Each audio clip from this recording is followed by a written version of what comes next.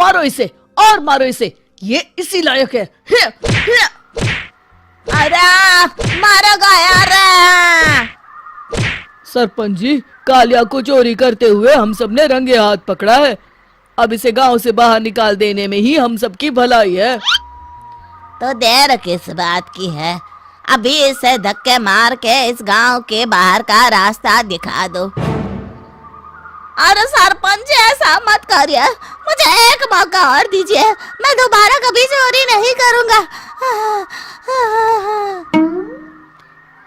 लेकिन गांव वाले उसकी एक नहीं सुनते और उसे मार मार के गांव की सीमा के बाहर निकाल देते हैं। मेरी कमर दर्द के मारे मेरी जान निकली जा रही है। कमबख्तों ने जम के धुलाई की है मेरी। अरे भगवान करे इनके गांव में भूचाल आ जाए, धरती फट जाए और सब गांव वाले उसमें समा जाए। चलते चलते कालिया जंगल में पहुंच जाता है। उसे वहां एक प्रयोगशाला दिखाई देती है। अरे इस जंगल में ये अजीब सा दिखने वाला घर किसने बनाया है, चल कर देखना पड़ेगा। कालिया प्रयोगशाला के पास चला जाता है। दो वैज्ञानिक प्रयोगशाला में बातें कर रहे होते हैं। बधाई हो डॉक्टर चमन, आखिरकार हम दोनों ने मिलकर एक ऐसी घड़ी का आविष्कार कर लिया है जिसे पहनकर कोई भी इंसान गायब हो सकता है। हाँ हाँ, तुमने बिल्कुल सही कहा डॉक्टर जर्माटो।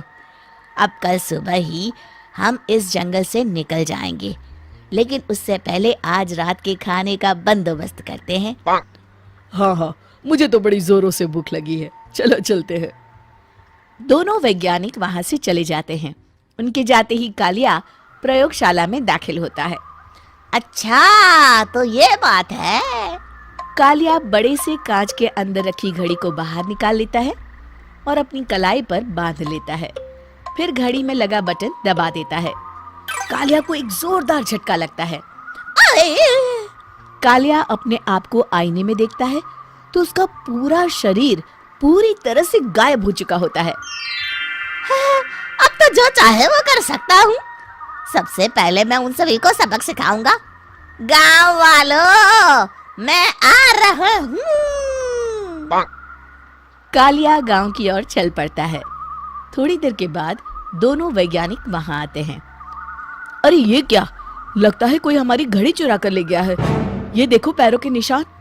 अब क्या होगा, अगर वो घड़ी किसी गलत हाथों में पड़ गई तो अनर्थ हो जाएगा। तुम चिंता मत करो, हमारी घड़ी में जो बैटरी लगी है ना, वो सिर्फ 24 घंटे चलेगी। उसके बाद वो घड़ी काम करना बंद कर देगी। उधर दूसरी तरफ गांव में सरपंच अपने घर में सो रहा होता है। तभी एक आहट से उसकी नींद खुल जाती है। अरे कौन है, कौन है वहाँ? बड़े मजे से सो रहा है, आज मैं तुझे नहीं छोड़ूंगा। कालिया पास में पड़ा डंडा उठाकर सरपंच की पिटाई शुरू कर देता है। ये ले, ये और ये ले, तू इसी लायक है, ले। आप मर गए। अरे अरे ये क्या हो रहा है? अरे अरे कोई बचाओ मुझे, मेरे घर में भूत आ गया है।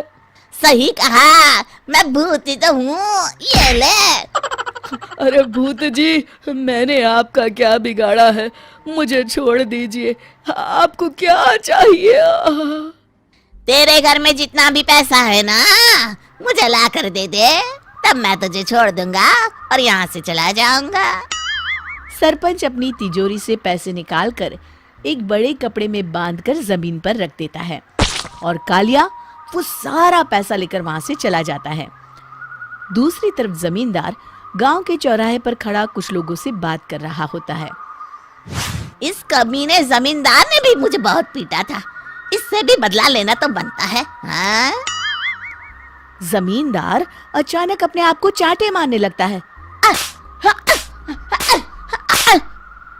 अरे भाई ये क्या हो रहा है?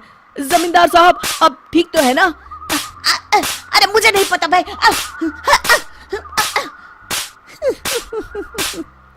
अरे मर गए रे, ये तो पक्का किसी भूत प्रेत का काम है। जमींदार के अंदर कोई भूत आ गया है। इससे पहले कि ये हमारे अंदर आ जाए, मनोहर भाई अपनी जान बचानी है तो भागो यहाँ से। ये क्या? अरे बाप रे बाप, मुझे तो भूतों से बड़ा डर लगता है। मैं तो चला यहाँ से। अगली सुबह इस घटना से पूरे गांव में दहशत फैल जाती है। सभी गांव वाले आपस में बात करने लगते हैं। अरे भाई, पता नहीं कहाँ से हमारे गांव में एक भूत आ गया है। उसने कल रात को सरपंच और जमींदार की खूब पिटाई की और उनके सारे पैसे भी लेकर चला गया। हाँ भाई हाँ, ये भूत तो मुझे बड़ा अजीब लगता है। मेरी समझ में नहीं आता कि भूत उन पैसों का करेगा क्या। अरे तेल में पकोड़े बना के तलेगा बेवकूफ। इस बात की चिंता करके कहीं वो भूत हमारे घर में ना आ जाए। तुम बिल्कुल सही कह रहे हो आर्या, मैं भी इसी बात से घबरा रहा हूँ। अच्छा, अब मैं अपने घर जा रहा हूँ। तुम सब भी अपने अपने घर चले जाओ। उस भूत का कोई भरोसा नहीं है। हाँ। तीनों वहां से चले जाते हैं। दूसरी तरफ कालिया सारे पैसों को एक खंडर में छुपा देता है। इतने सारे रुपए तो मैंने अपनी पूरी जिंदगी में एक साथ कभी नहीं देखे। इस तरह कुछ दिनों में मैं अमीर बन जाऊंगा। आज मैं उस मोटे बब्बन को अपना शिकार बनाऊंगा। सुना है दहेज में बहुत सारे पैसे और गहने मिले हैं उसे।